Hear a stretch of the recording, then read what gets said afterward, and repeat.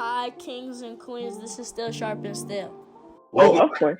Queens. This is the SteelSharpnSteel show, a place where Black excellence meet Black mediocrity. Listen, fam, it's your boy, Mr. Lover's Love. You know the vibes. If you didn't do it already, please hit that subscribe button. You know, whatever you take from us, you learn and you grow with it. Whatever we take from you, you learn and we grow with it as well. All right? Like, comment, and share, guys. Today we have our beloved guest, Chi, and she's from the court, her own podcast. She's doing a lot of things on her end. Definitely would love for her to introduce herself, and we're going to start this topic. Talk about it. Yeah. Hi, everyone. Oh my God, this is so weird. I'm usually the person introducing other people. I'm never the person introduced, but hey, I'm Chi. I do have my own podcast called The Court, where I talk about issues pertaining to young Black women and Black girls, just trying to make all of our voices heard in the best way possible, trying to create a safe space for all Black girls and Black women, and especially with all, wait, can I curse? Yeah, of course. Okay. Especially with all this shit that's going on in the world. I like to have a space where I can just talk to people and have conversations with amazing women that are doing amazing things within media and the arts and stuff like that. And just hear about their stories and allowing my listeners to have multiple people to relate to, including myself. So, and I'm happy to be here. I've been trying to be here since you guys started. She's so loyal now, and we got to get there as well. Absolutely. But definitely. Theme song, by the way, I don't know if you heard it. The rap, she was getting gangster. Yeah, I'm like, all right. You should have sold me over here. I'm bumping. All right. Oh my God, I'm happy y'all love it. Yeah, I didn't think you had that in you at all, Chi, at all. I'm full of surprises. If you don't grow up with me, you don't know what I have inside of me. That's pretty much how it is. But yeah, the theme song, I'm proud of it. My brother's a musician, very, very talented. He had a home studio. So I asked him, can you help me make the music for this? And I just wrote and rapped it. Everything else, he did the mixing. He did the little do do do do background noises and things like that. Oh yeah. That's amazing. Well, how's bro, first and foremost? My brother, he's good. He's at Berkeley, the Berkeley School of Music. Amazing. So he's doing amazing. He's doing big things. I'm proud of him. That's good. And he does that's Black excellence on all levels. Just with today, we're going to talk about what are some things that Black people need to normalize. And I definitely want to start off the topic because it's very sensitive. It may tickle a lot of people. So just be open-minded and just value our opinion for all three of us. And I just want to first start off thinking about, when you think about Black people, I feel like we need to normalize therapy. Mm-hmm. What's your thoughts? Oh, 1,000%. I think every Black person should go to therapy at least once in their life, but at some point, especially when you reach an adult age, because obviously not everyone goes through the most traumatic things in the world. But at the end of the day, if you grew up in America, you saw some shit. You experienced some shit. There's racist shit that I experienced when I was freaking 6-7 years old in places where I never thought I could experience it. And things with my childhood, things with friends I had growing up. There's so many things that are still impacting me to this day. And the fact that it's still impacting me and it happened so long ago, and you can't always go to your friends with all your shit either, because sometimes it's the blind leading the blind. I'll go to my friends and I'll tell them what's going on. They'll give me their input, they'll give me their opinion, but none of us are licensed professionals. We're all the same age. None of us are really any wiser than the other. So it's important to talk to a therapist, not to obviously eliminate your problems, because therapists don't do that. But at least with therapy, you're able to really face your problems and work on ways to just work through them and get better with them. Now, I applaud you for having that perspective on having the therapy, you know what I'm saying? Going to a therapy, having a therapist and whatnot. I applaud you for looking like that. Because at the end of the day, we all the same. We all going through the same thing, going through the same things. You know what I'm saying? So it would be better for us to go to somebody who will be better able to give us that advice. Mm-hmm. You know what I'm saying? So I applaud you for looking at it like that. More power to you, absolutely. Yeah, of course. I'm in therapy myself. Yeah, that's good. The best thing I ever did. You know what's crazy? I definitely wanted to try out therapy. I definitely suggested it to my moms. I ain't even gonna lie, back when I was in high school. You know what I'm saying? when you're younger, you know what I'm saying, you're going through your adolescence and you transition into your middle teens and then your middle adulthoods and everything. You know what I'm saying? Like, so of course you that transition, it definitely is, it comes with a lot. You know what I'm saying? So, and to each his own, everybody have their own baggages. You know what I'm saying? So I respect what you said. It's tough bringing it to your friends. You know what I'm saying? It's definitely tough bringing it to your friends. So I definitely wanted to go to therapy. Granted, I didn't go. You know what I'm saying? Unfortunately, I didn't go. But how has therapy been working out for you so far? If you utilize that, I'm not sure if you ever did it. I do. I first started when I was a sophomore in college. I was 19, and then I stopped for a little bit because the pandemic hit, and two, I studied abroad like the year after, so I wasn't really able to actually go into the office. But I got back on it this year, and it's helped me just make a lot of sense of a lot of things. It's really helped me, work on things that trigger me, recognizing my triggers. It's taught me how to like deal with sadness and deal with like anger and deal with sometimes depression and dealing with laziness and dealing with all the things that could physically and mentally impact you when you're going through shit. And one thing I always used to do, like when I was sad, when I was mad, like I would do everything I can to like ignore that feeling. Like I would distract myself with different hobbies, activities, going out, doing everything I can to distract it. But at the end of each day, I still had to live with that like annoying ass feeling of like, oh, like this fog of sadness. I want to get out. But at least with therapy, like I'm able to see beneath through that fog and like know that like everything is better. Like everything is in waves. Like sometimes it's up, sometimes it's down, but like you have to just learn how to ride that wave out and just be okay and keep it pushing. I have a question. You spoke about just avoiding things, and I feel like when it comes to this therapy, you have to face your problems. So would you say going to therapy, besides the beneficial values that you got from it, did it make you fearless in terms of like being brave and being transparent and communicating openly? Like talk about that if you don't mind. Yeah. I mean, I definitely have always felt fearless. I can't lie, I really have. I've always been, I never really had an issue with like expressing my emotion. Like y'all were talking about my theme song like earlier. Like I write in general. I write everything. I write songs, I write poetry, I write rap sometimes. I've been writing since I'm a little girl. It's just to like, because it helps me. I was a dancer growing up. Like anything creative, anything in the arts, like any place where I could physically, emotionally express myself, I never had an issue with that. But the issue is you're expressing yourself, you're feeling through all this emotion, but you're not really always getting better. And like I noticed, like the more I wrote about the things that made me sad, the more I was reliving the things that was making me sad. And I wasn't really facing myself. And I think it made me more fearless in the sense of like learning how to call myself out. Because one thing I always used to do with a lot of my issues was blame the other party. Like, it's your fault. You broke my heart. You did this, you did that. And I'm not saying it wasn't all their fault. 95% of the time, it was mainly their fault, but I also had some fault in it. I acted a way that allowed these people to think that their behavior was okay.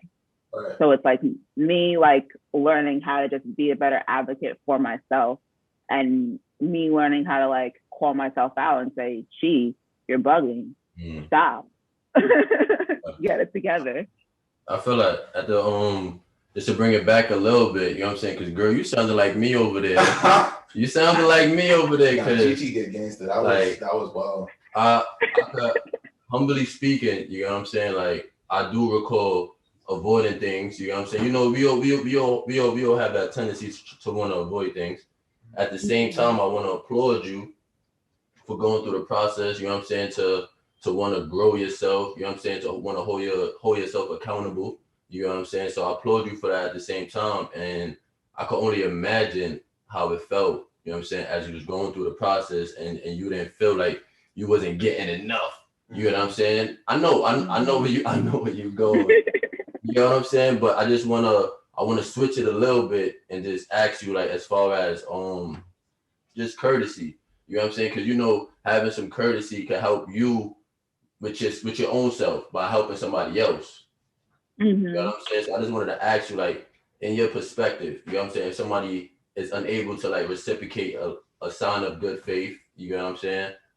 What is the ideal reason that you feel they lack that well-being for others? I always think it's something within themselves, whether it's an insecurity, whether it's they have their own issues that they're facing. Because I can't lie, like people have hurt me, but I've also hurt people, and not meaning to. Not like I'm not trying to hurt anyone with malintent, but sometimes I'm going through shit, and other people I care about could be collateral damage to that. Like one little thing that I don't really reach out to people as much as I should. Like my people know I love them, but at the same time, like I know my god sister called me and she was saying like, "Gee, you gotta call me more." Like, and I was telling her about like how I've been upset, how I was like going through it. I was really going through it at that time, and she was like, "Gee, just why don't you call me? Like, I don't get why you don't like just call me, reach out to me." And then I realized like because I was going through my own shit, I was low key excluding everyone around me because I didn't want to talk to anyone. I was so like, no one could help me. I didn't want to exert that energy trying to tell people what was going on and like get that half-ass help. I didn't have the energy to do that anymore. So yeah, when it comes to people like, you know, not acting in the best faith or acting in bad faith, like I don't believe people are bad people. I just think that people have demons that they need to battle on their own, and like hurt people. Like that saying is so cliche, but it's so fucking true. Like if you're not good with yourself, you're going to hurt people that don't deserve to be hurt at all. That's facts. The cliches be facts. And once again, I applaud you, girl. You know what I'm saying? Chichi, I applaud you for taking that route and understanding that when you hurt, you know what I'm saying, like you're not really too good for others. Yeah. You know what I'm saying? In that moment, you're not really too good for others until you get yourself out of that. You get what I'm saying? But I really wanted to ask you, just to backtrack a little bit. When you're in that moment, are you able to talk to your therapist, or you're not able to talk to your therapist? I forced myself to. She's the only one that can help. Yeah, that's real. It's hard. Like I remember the first day of therapy, like I don't think I got a full sentence out that day without bursting into tears. Honestly, it was, and like she's a Black woman, so it was lit. Like I talked to her like I'm talking to my friends. Like it's really nice to have her. She's a great therapist. But yeah, like it's hard, but like I'm trying to get help for myself, and I'm not talking to anyone else around me about it. If I have a therapist, that's like telling the doctor what's wrong. If you like hurt your leg and you didn't tell anyone about it, tell your doctor. Yeah. You know, if you busted your tooth and you don't want to tell anybody about it, tell your dentist. Like, and if you're not okay and you have no one to talk to about it, and you're lucky enough to have a therapist, tell your therapist, because their whole purpose is to help you and to help you and guide you through that healing process. And that healing process is not easy. It's not black and white. It's hard. It's annoying. It's frustrating, but it's possible, you know? You spoke about earlier, like with your friends, about openly communicating. Would you agree? Because you know, like when it comes to Black people, we don't have that much access to like therapy and the research that we have. But I think that we should utilize it when we do have the opportunity. But for those people that don't have that resource or those accesses, would you agree that talking to your friend could be considered a therapy, or any creation that, for example, you say you do rap, you do poetry, you do so many different things, right? With that being said, do you feel like that's like a form of therapy? So my question is, two questions. Would you feel like your friends could be considered therapy? Yeah. Growing, like, because when I was younger, like I didn't have access to therapy. Like I'm Nigerian, my parents weren't going to take me to therapy. They weren't going to sign me up for therapy. So when I was younger and I was going through stuff, my friends were my therapist, and I was my friend's therapist. Like we would just, obviously we didn't have all the answers, but we would just try to like let each other know that like none of us were alone with anything we were going through. And like my friend group, like love them. Like I was blessed with the best friends in the entire world. Like, and I will put everything on that. And the things I've been through, like they're the only people that have seen like all of me, good, bad, the ugly, and they will still ride for me to this day. Like, and I would do the same for them. So they were my therapist at one point, and I was their therapist. And like that's sometimes that's if you have friends that are like that, then you can use that too. Yeah. It kind of goes back to, not to cut you off, but like every listener needs a listener, you know? And it's okay to listen to your friends, your mom, or it could be somebody even younger. Like my little brother said something to me about growth the other day. And it's just like, I'm like, what? Mm-hmm. You know what I'm saying? So it's very important. I be learning from my little siblings all the time.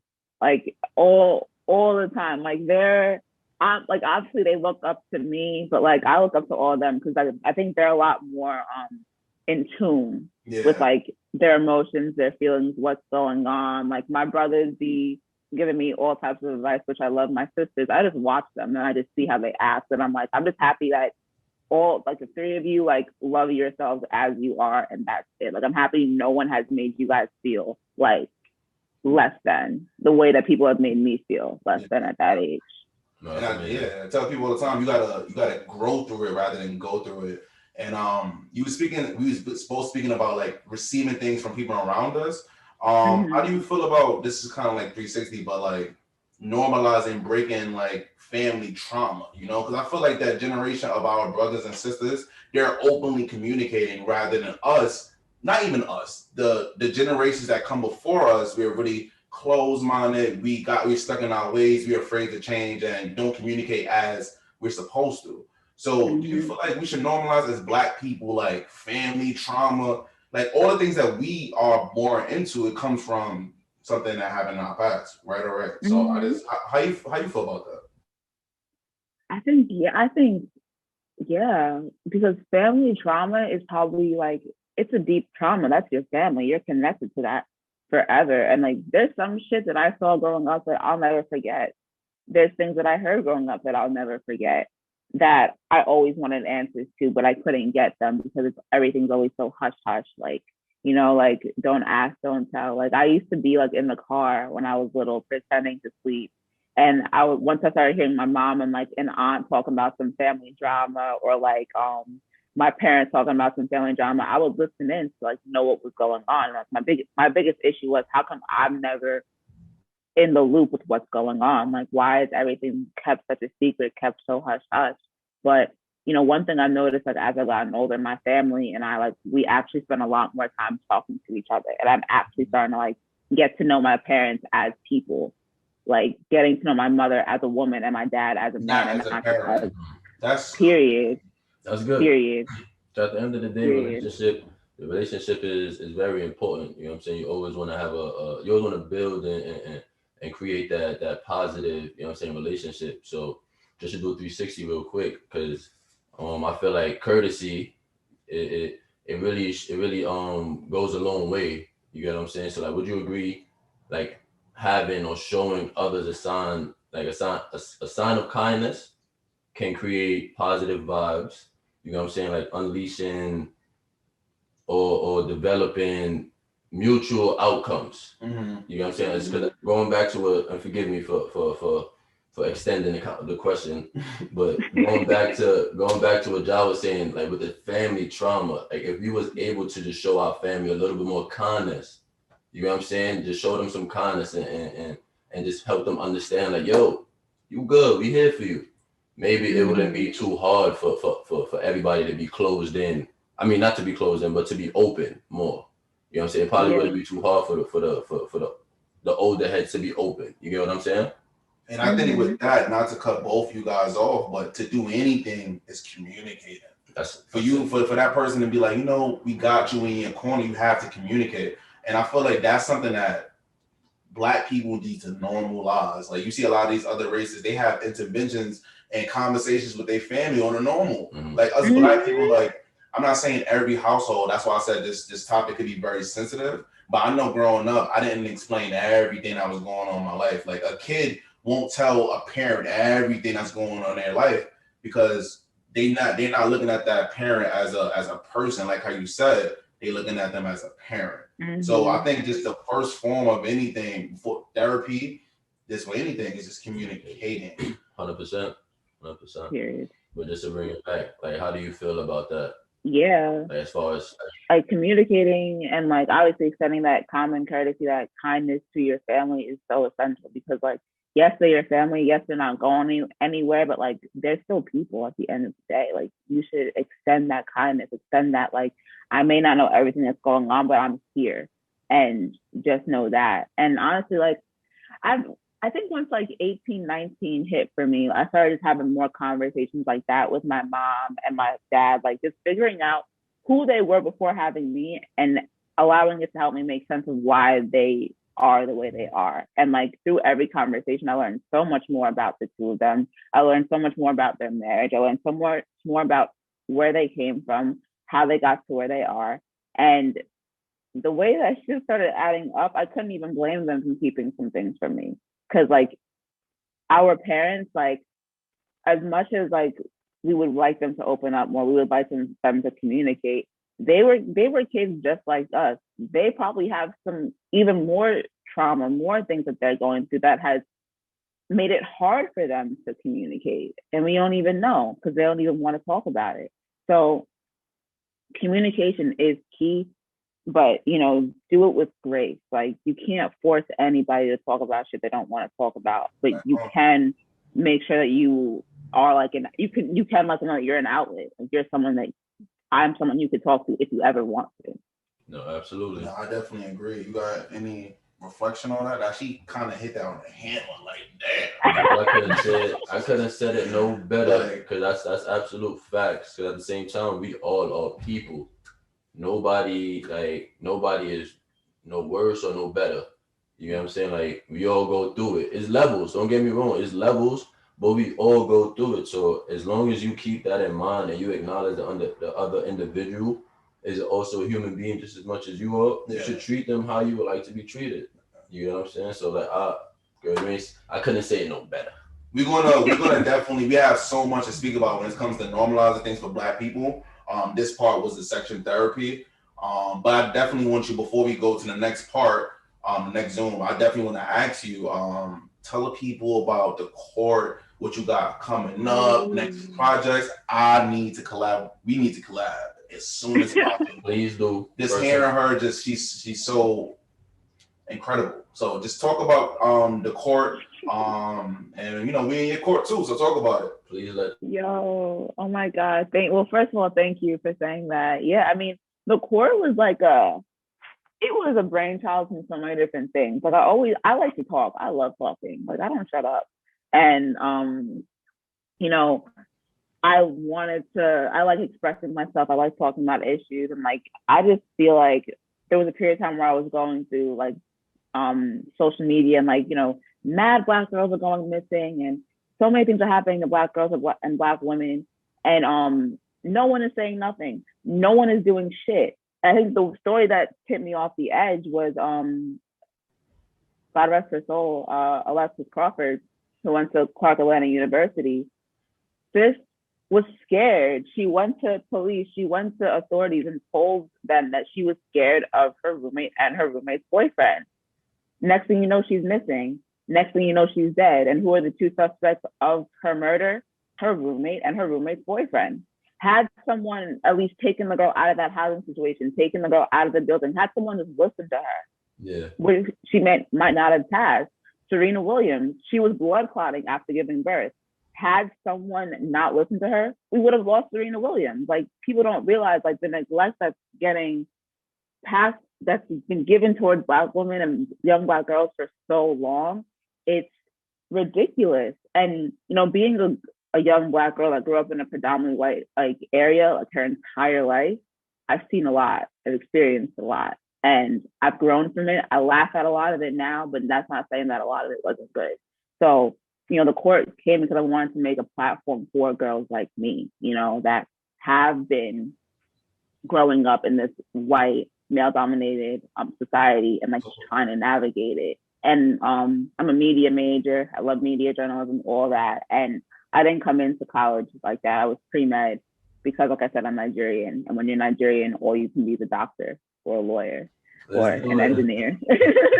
That's all you can do. And I come from a family of doctors and nurses. So, and I'm the first person going to college. Well, not first person going to college. Like, I'm the first child going to college.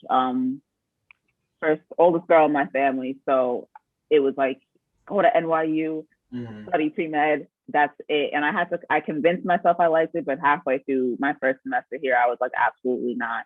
And then made the switch to media, and everything just aligned so much better. Nah, definitely. Like I said, I'm gonna keep applauding you. Like, the court is going really, really well. Absolutely. I noticed that you had the recent 2 models on there, so definitely just showing love. You doing your thing. And let me ask you, let everybody know. What I'm saying, where they can find you at. Apple Podcasts. Let everybody, let the world know, because the court is just incredible. It's here. Thank you. And once more, you know what I'm saying? Like, I applaud you as well for illuminating and definitely like being so explicit on the issues that's going on. Yeah. You know what I'm saying? With the Black community, is mainly for the female Black community. You know what I'm saying? So I applaud you, girl. You know what I'm saying? Like, I'm definitely in your corners. You know what I'm saying? B is in your corners. Love is in your corners. So like keep researching, keep definitely like getting your mind right on what's going on, and just, I'm saying, get it out there, publish it, get it out there, because the more people that reads it is the more people that you touching. Yeah. You know what I'm saying? That's what it's all about, that message. You know what I'm saying? And just to add on really quick before you go into it, Chi, what you said was like vibration, like it spoke volume. I'm over here catching chills. I'm not even cold. But a lot of Black women face disadvantage even more. I'm not even gonna say more than the Black man, but we all go through it. It's nothing but trials and tribulations. And the fact that you're coming out with a platform shedding light on women that's going through those hardships and being in their corner and just express and being vocal about it is important. Absolutely. So I do, like I said, tell everybody where to find you at, and also like I want to hear, like, before we wrap it up for this part of the Zoom, like the main goal of the court. Yeah. So, well, one, you can find the court on Apple Podcast, Spotify. Search the court : the podcast. Also, I think it's easier to go to the Instagram page at the court __. Link is in the bio. You follow me at double T21. The link is in my bio there. And yeah, the ultimate goal for the court, you know how Issa Rae has like Hooray, it's like her production company. Yeah. Okay.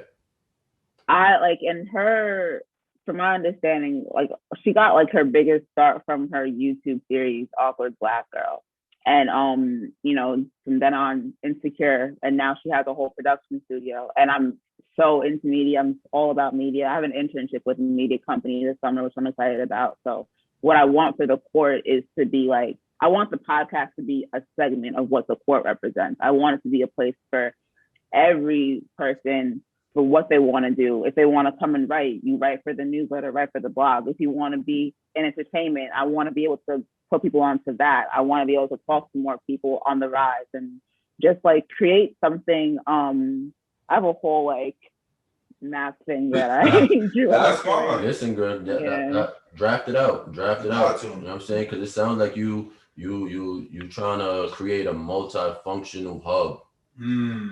I love it. For Black women and Black girls. And it's crazy you spoke about the Issa Rae reference, because that's one of my motivations in the whole, like, the YouTube and just starting from like the bottom. And we're going to both do it. And I know you're going to do it because the court, like, that's operation. Listen, that's all it is. You know what I'm saying? Because elevation is key. And we going up from, it's only up from here. That's what it's about. You know what I'm saying? One of the things I definitely want to highlight is luxury. So when you think about just Black people in today's society, our temperature, when it comes to our rational spending, it's not normal. Like the Black dollar, when it comes to Black capital, is crazy. We spend Louis, Gucci, Fendi. I'm not saying those things are wrong, right? Coming from the mud, but I definitely want to speak about luxury things, right? So I feel so that Black people spend outside of their race too much, and I think that it's okay to normalize luxury living. But when it comes to things about like certain businesses, me personally, I agree with supporting Black-owned businesses and going that route. What are your views on just Black people in the luxury world, if you don't mind? Yeah, I mean, I've seen luxury since like I could see things. Like my parents, like they, as I said before, my dad's a doctor, my mom's a nurse, and my father's a bougie man. He's the bougiest person I ever met in my entire life. Like just it's bougie, like flashy, Gucci, Fendi, wears Balenciaga sweaters every day. Like he's just like that. But he likes fashion. He's also he's old, so yeah, he's not. I don't know if he knows about any of the Black-owned businesses now, but and then my mom, another bougie woman, but she's like more like subdued bougie. So it's like I always knew about luxury items. I always had them around me. I've owned them since I'm 12 years old. But one thing my parents did a great job was like, and a lot of parents that like have access to giving their kids this thing don't do. You can't just give a child a Gucci purse and call it a day. You got to make sure that kid knows like a lot of time and a lot of effort went into that Gucci bag or that Fendi bag or that whatever for you to be able to have it and own it. And I didn't start like getting gifts of that nature until I was old enough to really understand what work went into it. But then now going to like spending too much money outside of Black-owned companies, I do think that, you know, all these big companies, it's nice to have Chanel, Gucci, that's all good and well. But if there's Black-owned companies selling luxury items for significantly cheaper prices, there's no reason for us to break the bank to get a freaking Gucci bag when a Telfar bag is like so significantly less expensive and just as nice to look at. Yeah, I've seen that. That should not look that bad. I love them. I have one over there. I have one in the mail coming. I love my Telfars. You got money. Oh my God. But no, going back to my bad, brother, you got anything to say? Nah, 100% though. Like at the end of the day, to each his own. You know what I'm saying? I'm not gonna say I don't own a Gucci belt. You know what I'm saying? I do. However, it's just more so like, you don't have to break your pockets to support somebody who's really not, you know what I'm saying, doing nothing for your community. I'm not really saying that the Black-owned business is really like doing a lot for the community. Yeah. However, you know what I'm saying, why not support your own? You get what I'm saying? I agree. Everybody else is doing it. You know what I'm saying? Like you got the Caucasians, you got the Jews, you got the Asians. Like what about the Blacks? You know what I'm saying? Why we can't support our own? Like have that money circulating and figure out a way where we could bring something to the table. So now those black businesses will want to collaborate with us. You know what I'm saying? And now something bigger could happen. You know what I'm saying? Still shopping, still. But yeah, like people don't think like that. They just want they get paid and then they spending it. I think a lot of luxury spending, Gigi, not to cut you as well, but I think a lot of our mentality comes from the things that we was put through prior to us. You know what I'm saying? So it's kind of like a form of coping. Like I watched like a Charlemagne Breakfast Club interview one time, and it's like one way we can deal with our coping is one way we can feel less chained is being like wearing the things that we cope with. For example, like the jewelry, the things that we spend, we cope with the things that we buy. So when it comes to like, I want to ask you personally, when it comes to like Gucci and it's like the luxury things that's in your culture, what is your view on it?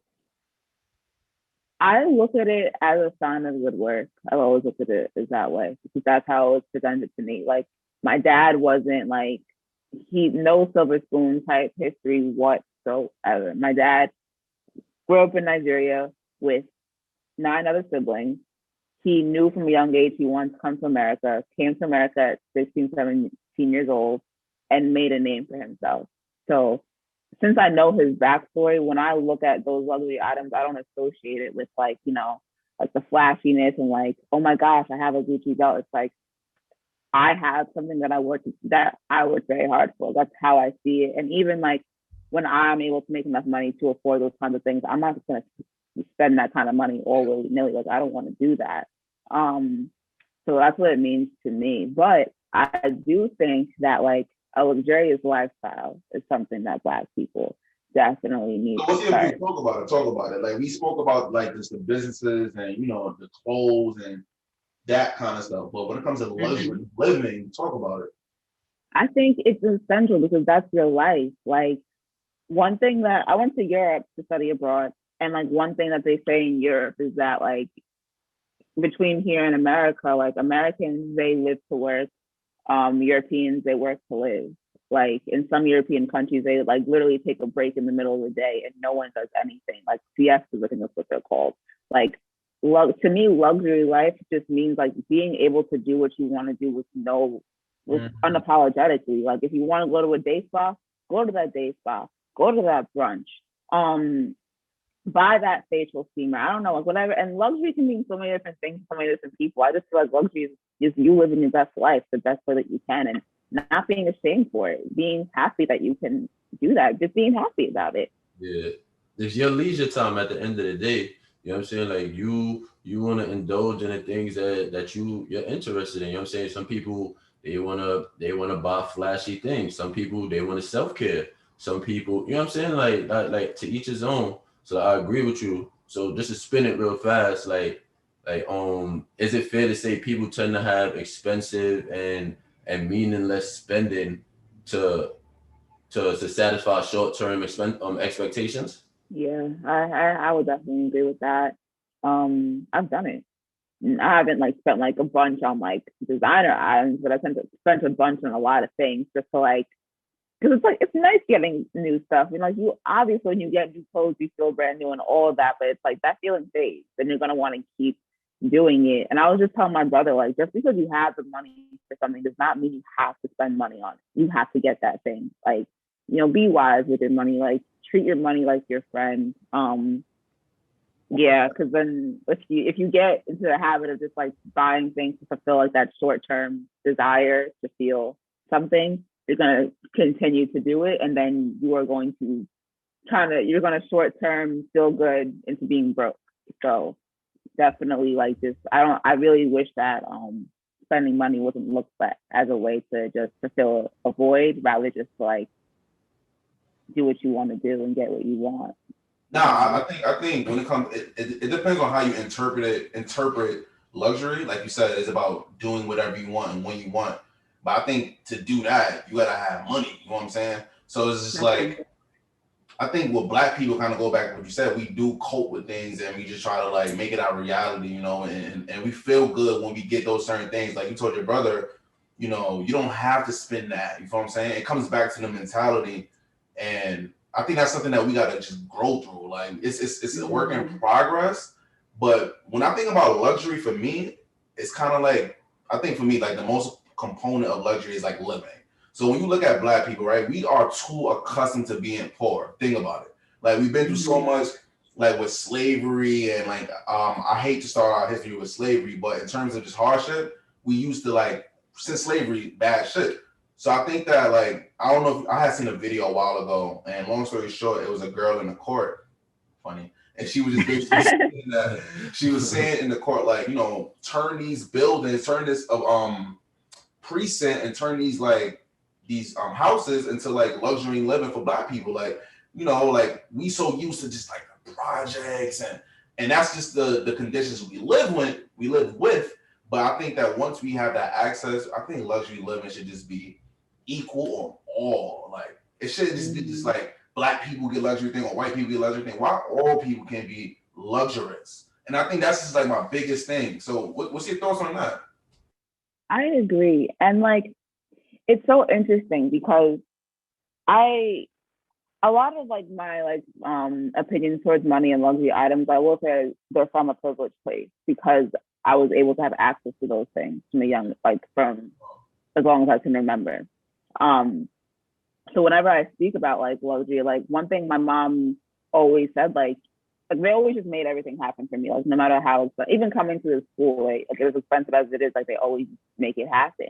And coming to college, I ran into people that don't think like that. So for me, when it comes to money, I had to wrap my head around, all right, not everyone comes from the same place I came from. I kind of have a privilege in that sense of being able to look at money a little more lightly and like look at life where like you don't have to suffer. You don't have to suffer your entire life. Like because I feel like Black people, we've been through some sad shit, and like from the history of our people, it sucks that I kind of have to start at slavery, but like it's the best place to start. Like that was suffer. From then we've just suffered and suffered and suffered and suffered and suffered.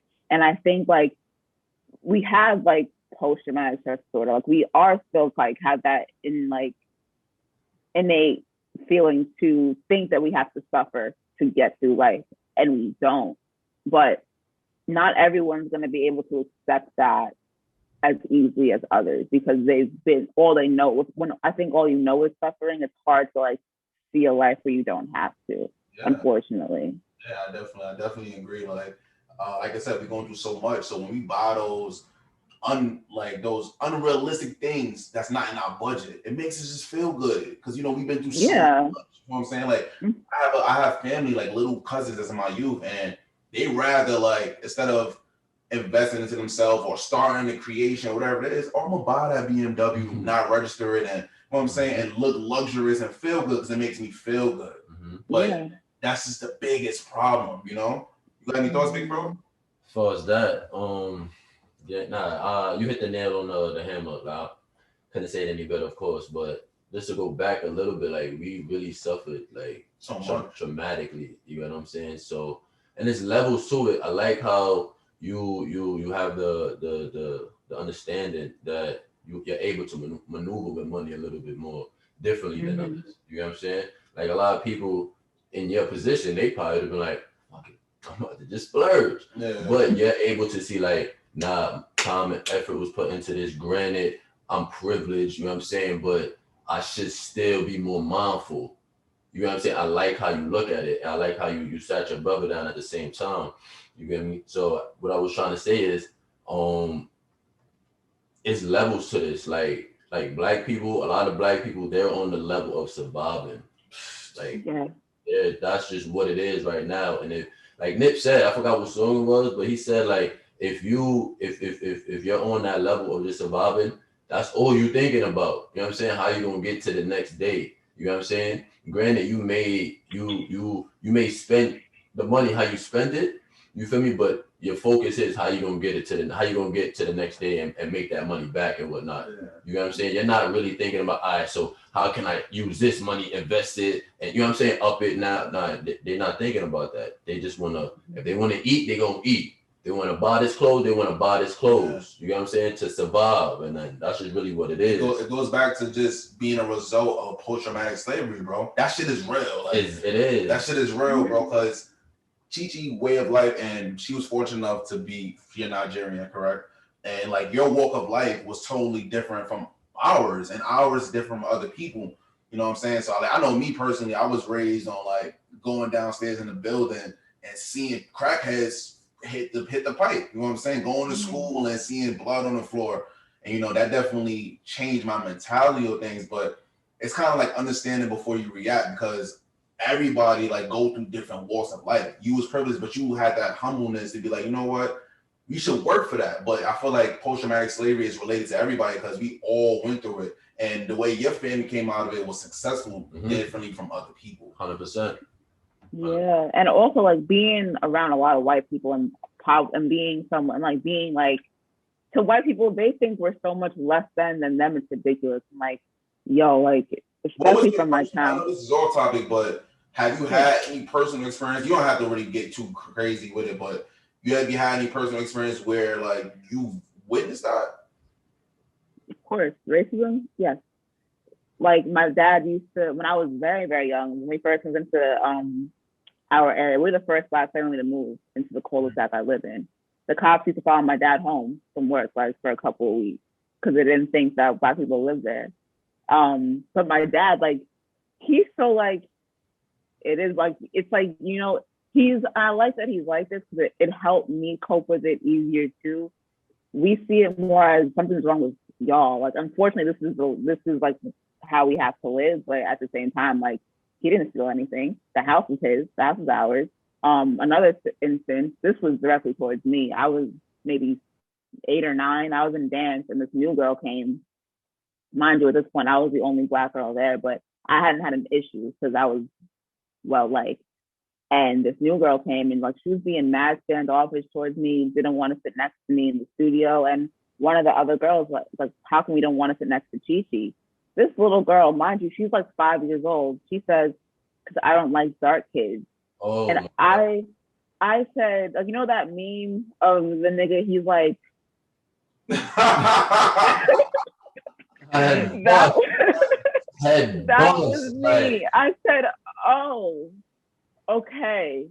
And that woke me up a lot. I was like, fuck, like, why are they trying to teach us that Michael Jackson, that MLK, that MLK ended racism? Like, why are they trying to tell us that because Rosa Parks didn't get up from her seat, racism is over? No, racism is alive and well and in the faces of Black children every fucking day, whether it's obnoxiously or whether it's subtly, it is there. The microaggressions I had when I was growing up, the things that were said about me, the things that were said to my face, you're pretty for a dark girl, you're this, you're that, the fetishization, all that lives with me every single day. But do I let it define me? No. To me, it's like something's wrong with y'all white people and y'all need to get it together because I'm not the object of your desire. I'm a person. Just because I'm Black does not mean I'm any less human than you. Stop treating me like an object. I'm a human. And yeah, that's how I feel about that. Talk your shit. That's a fact. That's another classic moment for that. Let me ask you, because I got so much to relate on that. Before I even go though, talk dirty. Me personally, like I can't even. Nah, you can reflect anything, bro. I just feel like. Personally, I can't even really have bad memory. I'm gonna be honest with you, girl. I can't even recall like a situation like that for myself. But as far as for you in that moment, you know what I'm saying? I can't even imagine how thrown off you was. You know what I'm saying? So I'm just happy that you're here now and you're able to still stand strong. Yeah. You feel what I'm saying? That's what I'm happy for, because that was fucked up. That was real fucked up. And just to piggyback off what both of you guys said, I'm catching vibration again because when you said that your father was followed every single couple of weeks home, that's just so degrading. You know what I'm saying? This is just like, damn. And then you spoke about the 5-year-old girl that said she don't like dark-skinned people. It kind of just goes back to full circle that everything starts from home.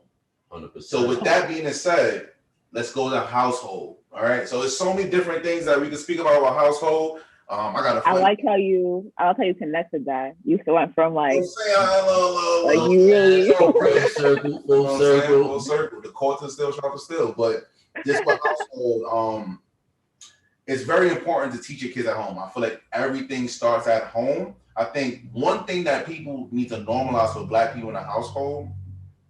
I'm gonna start with men. You know what I'm saying? One is to communicate. I think Black people need to normalize apologizing.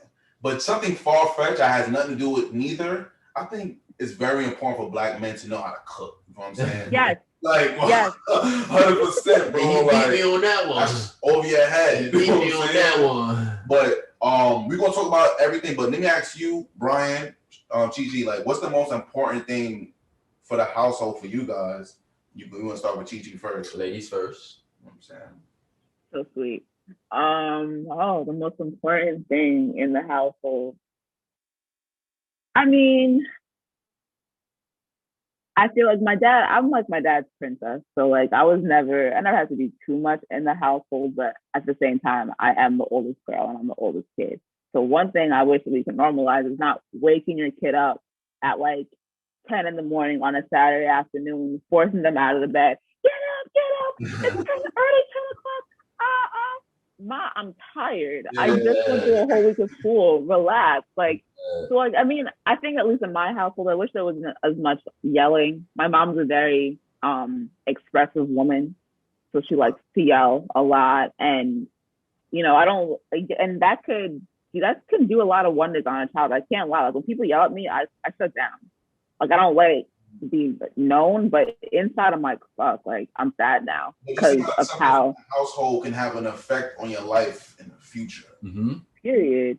I think kindness in the household needs to be normalized, and obviously, like kids gotta do chores, kids gotta help out, gotta clean up, but like don't be so aggressive about it. Like, hey, ask them, like be polite, like obviously respect your parents, respect your elders, but elders, show your kids respect, because they're still people at the end of the day. And that way they don't grow up resenting you and they don't grow up with these like different like traumas and tics that bother them and trigger them that came from the house.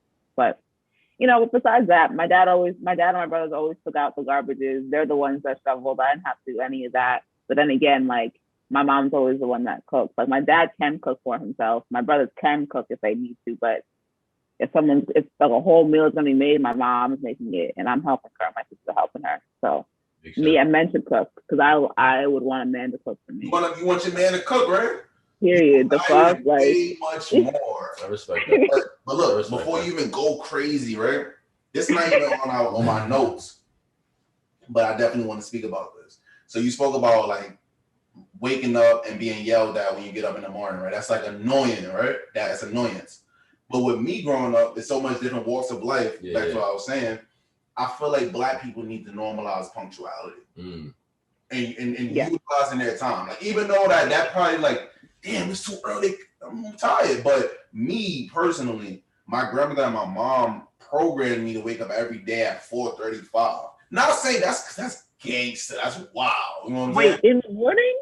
Since I was like probably like 5, 6 every day. 4:35. What were you doing? Wait, you have to go to school? That was early? Work and school and stuff like that. But that was definitely applicable to my life later, because when it came to just like, you know, getting things out the way in the day early, that was normal. Going to college presentations, I always was punctual. For me, I always carried that punctuality. So I just wanted to throw that in there about punctuality. What are some things you feel like need to be normalized in the household for both of you guys? Well, she said, you said cooking, right? You also said cooking. I said, yeah, she really did. Yeah. All right. Cooking. Well, for me personally, I feel like empathy. You know what I'm saying? Like people gotta be like the family gotta be more understanding. You know what I'm saying? Like you said, like he said, kindness is very important. You know what I'm saying? Just showing that understanding to the next individual. Because like you said as well, just to piggyback, like all that loudness, all that aggression, all that like strong tone to your peoples is unnecessary. You know what I'm saying? Because now we're gonna look at you like, why you gotta talk to me like that? Why you talking to me like that? You know what I'm saying? And then it just causes negative. It just negatively impacts the whole outcome. You know what I'm saying? If the individual could have spoke more lighter, you know what I'm saying? Whereas the recipient could have responded more, you know what I'm saying? Would have been more open to respond. You get what I'm saying? So I feel like just having some empathy and understanding, like, yo, we're individuals, we're human. Granted, you're the adult, we gotta respect you, but respect me as well. I'm a human. You know what I'm saying? So I definitely feel like empathy should absolutely be normalized in the household. Like we have to understand that we are all human. We all go through it. We have the same 24 hours. You know what I'm saying? Granted, you may go to work, I may go to school. You get what I'm saying? But we got the same 24 hours. We bleed the same. Like, come on. So just understand that, and we will be good. I think also too, you said earlier, like hurt people, right? And I think similar, not the same, but negativity builds negativity. One thing that's very important, I feel like in a household is normalizing love. Like, you know what I'm saying? Like the kindness, they all go on one jambalaya, like one equation, but like that's like one ingredient to just positivity, to happiness. You know, to feeling secure. Like I feel like what helped me and my little brother, even myself, I normalized affirmations in the morning. I wasn't raised that way, like go in the mirror and tell yourself you're a king, you know, tell yourself, you know, you're handsome, tell yourself you're gonna be great, you can do all things. But I was able to be that example and teach him. So I think that just normalized, like I was able to love. So because I have that ingredient to love, I felt like it was very needed to teach my little brother. You know what I'm saying? So it just definitely transcends. So I think love is very important because I think a lot of women come out of these households so broken. A lot of men too. You know what I'm saying? Like I was raised like my mom, my father like hug me all the time, a lot of reassurance. You know what I'm saying? So it definitely can affect you. So what's your thoughts about, because I can relate to relationships, whether it's together or whether it's a friend thing, but it just on all levels. So what's your thoughts? I couldn't agree with you more. And you said it so perfectly. Like, it's so important to just normalize love, affection. Like, yo, like, I love you, bro. Like, you look good today. Like, this morning I FaceTime my mom. It's her birthday. And happy birthday to mom, too. Absolutely. Live it up. That's the real court. You know what I'm saying? That's OD. She's the reason for all my greatness. So shouts to her, love her, happy birthday to her. But like the first thing she texts me is, oh my God, you look so pretty today. Like that's the first thing I heard from another person this morning. So automatically my day just like, I got a compliment from my mom. Like I just feel better. And also like to add to that, normalizing love and affection, but also like you said, like how you used to talk to your brother and like how it's helped you guys, like talking to your siblings, like just sit down and talk to them. Like me, I have five younger siblings, and we're all of different ages, but my two brothers, like we're the closest in age, and I have one right behind me. And growing up, we didn't really talk much because like he went through his like, I don't need nobody's phase. Like I'm big and bad, whatever the fuck. And I was like, all right, kid, like don't talk to me, it's fine. And then like obviously as we got older, he said like, and he was in a relationship at this point, and like he wasn't being the best guy in that relationship, and he was saying like, how can I like really truly understand the women I date if I don't understand the woman in my own house? Right. And like he was saying like from that point on, I saw him make more of an effort to get to know me as a person, get to know like my understanding of things, and to actually listen to me.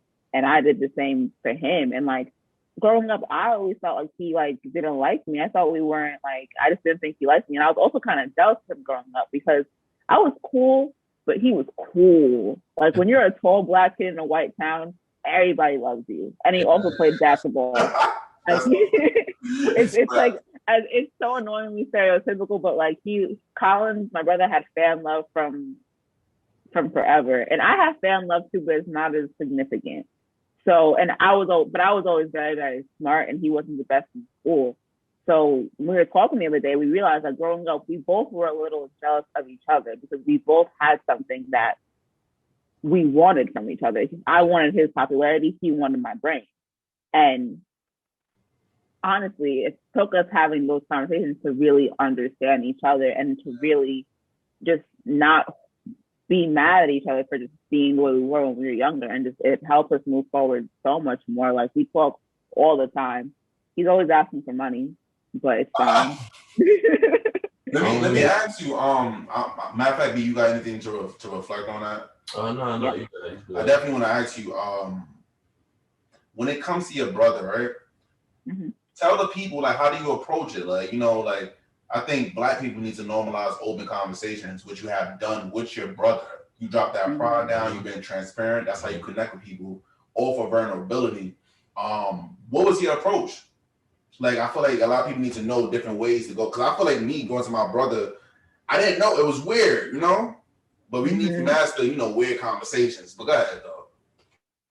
Yeah, I mean, the whole pride thing, like laying down my pride, because like obviously we both contributed to us like not talking. Like he just didn't talk to me, and I was always angry at him for doing like, because he used to wow and bug the fuck out for no reason. So I was always angry at him for doing that. So we both smoke weed. We both really like. We never smoked together, but I I knew that he smoked and he knew that I smoked. So one day I had to pick him up from somewhere, and I said, "Yo, do you want to smoke?" And he was like, "Okay." And then I basically said, like, I'm sorry for not being the best sister that I could be.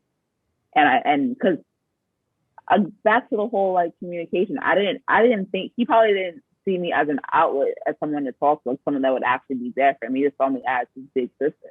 And like, I had to like humanize myself and let him know, like, listen, like, I'm your sister, but I'm still like, I'm your friend. Like, I'm here. Like, you don't have to come to me with everything, but just know that you can, and everything is going to be okay. Yeah. And he said thank you in his very nonchalant nigga fucking way, but he said thank you. And not to cut you, it kind of goes back to what you said about empathy. Yeah. And it kind of correlates with this. I think Black people need to normalize apologizing.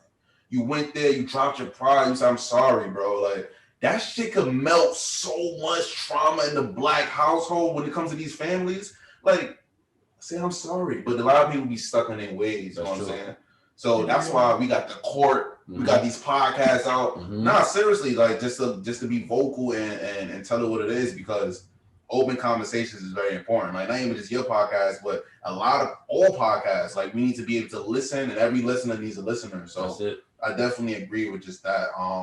Ultimately, we just displaying Black excellence. You know what I'm saying? Because if you don't get it out, you don't let the people know what's going on. You know what I'm saying? How you gonna be able to display your excellence? How are you gonna be able to tap in with your excellence? You know what I'm saying? Understand where you coming from. You gotta display it so that the people can understand it. So we just displaying Black excellence. That's it. That's the bottom line. And the court is definitely Black excellence. Times right now. Before we go straight forward and wrap this up, once again, let everybody know where to find you at Apple Podcast, Spotify, Instagram. One more time before we get out of here. And definitely want to just conclude everything, beloved. Yes. So the Instagram for the court is at the court __, and I'm on Apple Podcasts and Spotify. The easiest way is just to click the link in my bio and just go straight there, and the links are right there. But if you're just searching, just search the court, the podcast, and you'll find everything that I've done. Have it, guys. Definitely. Still Sharp and Still. We out of here, y'all. Yes. Thank you.